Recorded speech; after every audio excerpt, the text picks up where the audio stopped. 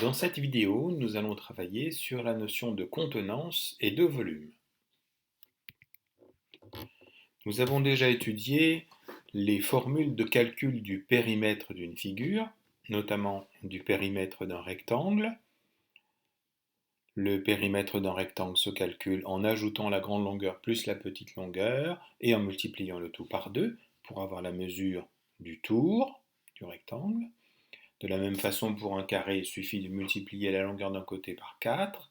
Et pour un disque, on s'est aperçu qu'il fallait multiplier la mesure du diamètre, c'est-à-dire le travers du cercle, du disque, par un nombre qu'on appelle pi, qui est approximativement égal à 3,14.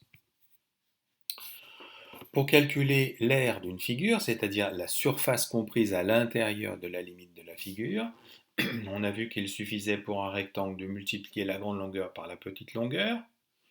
Pour un carré, qui est un cas particulier de rectangle, on multiplie le côté par lui-même, c'est-à-dire la grande longueur par la petite longueur, mais comme c'est la même, on le multiplie par lui-même.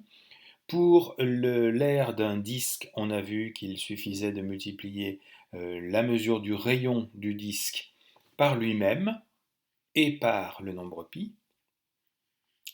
Et enfin, pour un triangle, on a vu que comme la surface du triangle est égale à la moitié de la surface d'un rectangle, eh bien, il suffit de mesurer la surface du rectangle, avec la même formule que précédemment, et de la diviser par 2 pour avoir la surface d'un triangle. Mais on peut être amené aussi à avoir besoin de connaître la place disponible à l'intérieur d'une forme en 3 dimensions. Pas simplement d'une surface, mais la place disponible à l'intérieur d'une forme. Par exemple, pour connaître la quantité d'eau à mettre dans une piscine, ou bien la quantité de traitement qu'il faut mettre dans l'eau en fonction de la quantité d'eau. Pour connaître aussi, par exemple, la quantité d'eau qu'il faut mettre dans une casserole pour cuire le riz, ou bien la place disponible dans une cuve, etc. Dans tous ces cas, on a donc une figure qui est soit un cube, soit un parallélépipède rectangle, qu'on appelle également un pavé droit, soit un cylindre, qui peut être dans différentes dispositions. La mesure de la place disponible à l'intérieur de cette forme en 3 dimensions, c'est cette mesure qu'on appelle le volume. Alors comment est-ce qu'on peut faire pour calculer le volume d'une forme? Eh bien, on peut imaginer des cubes de 1 mètre de côté, donc un cube qui fait 1 mètre de large, 1 mètre de haut et 1 mètre de profondeur. Ce cube de 1 mètre de côté, c'est ce que l'on appelle un mètre cube. Comment est-ce qu'on peut utiliser le mètre cube pour mesurer le volume d'une forme? Eh bien, on peut remplir la forme avec autant de cubes qu'il est possible. Par exemple, si on veut mesurer le volume d'une piscine, eh bien, on prend des mètres cubes, on prend des cubes de 1 mètre, et on essaye de tapisser la piscine, en commençant par une rangée tout au fond de la piscine. On remplit le fond de la piscine avec les cubes de 1 mètre de côté. On voit qu'ici, on a sur le fond de la piscine une première rangée avec 10 mètres cubes. Donc on a déjà tout ce volume-là dans la piscine. On peut faire ensuite une deuxième rangée, une troisième rangée, une quatrième rangée pour monter jusqu'en haut. Et une fois qu'on a fait ces 4 rangées, on comble tout l'espace dans la largeur de la piscine avec une première plaque équivalente et une deuxième plaque équivalente qui fait que l'ensemble du volume de la piscine est rempli avec nos mètres cubes.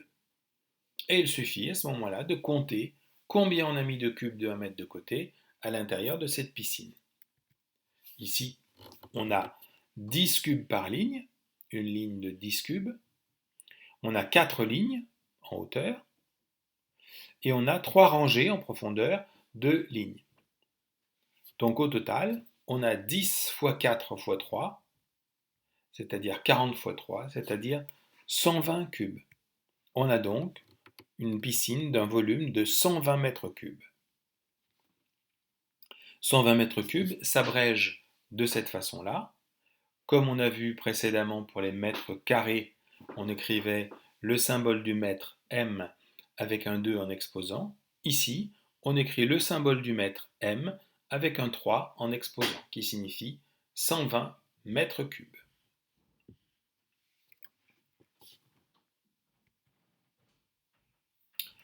Quand on veut mesurer quelque chose de plus petit, pour lequel le mètre cube est trop grand, on peut utiliser des décimètres cubes, c'est-à-dire qu'on va partager la longueur d'un mètre en 10 décimètres dans les 3 dimensions.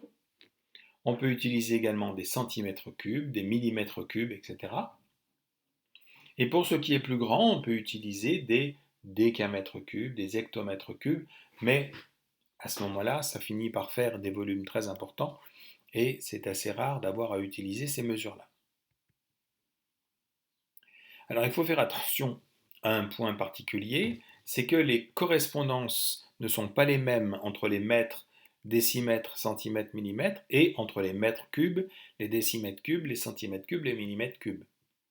Si on considère un gros cube de 1 mètre de côté, à l'intérieur de ce cube de 1 mètre de côté, on va pouvoir prendre 10 décimètres cubes sur la première rangée, 10 décimètres cubes sur la deuxième, 10. Donc on aura 100 décimètres cubes sur la première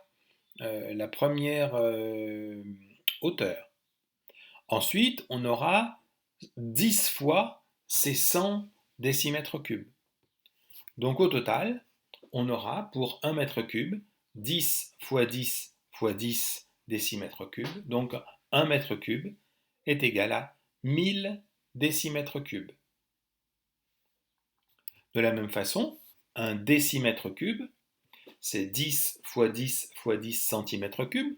Si ce cube-là mesure 1 décimètre, il contient 10 centimètres dans les 3 dimensions.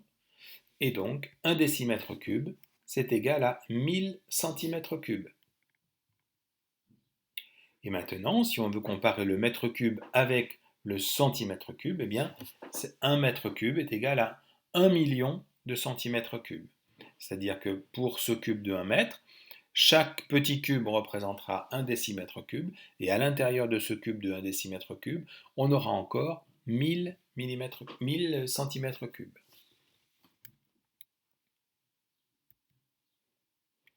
Ainsi de suite.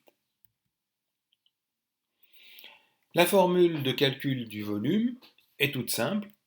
Pour un pavé droit, de longueur grand L, de largeur petit l et de hauteur h, on calcule le produit des trois. Grand L fois petit l fois h. Pour un cube, qui est un cas particulier de pavé droit, eh bien, c'est la même chose. On multiplie la longueur par la largeur par la hauteur, c'est-à-dire on multiplie un côté par lui-même et encore par lui-même. Donc si le côté mesure 3 mètres, eh bien, le cube mesurera 3 fois 3, 9 fois 3, 27 mètres cubes.